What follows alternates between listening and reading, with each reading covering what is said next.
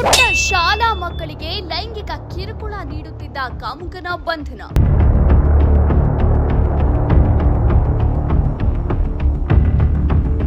DYSP Shekhar ಮತ್ತು ತಂಡ ಬೀಸಿದ ಬಲೆಗೆ ಆರೋಪಿ ಸೆರೆ.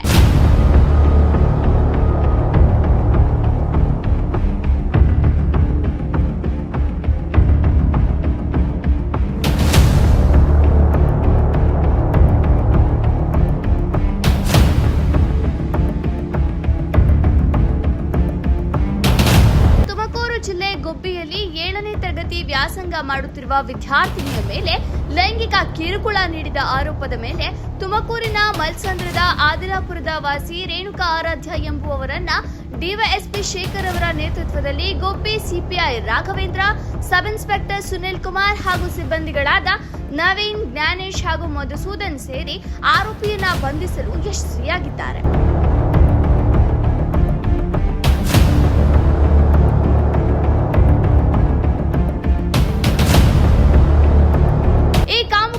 ಶಾಲಾ ಮಕ್ಕಳೇ ಟಾರ್ಗೆಟ್.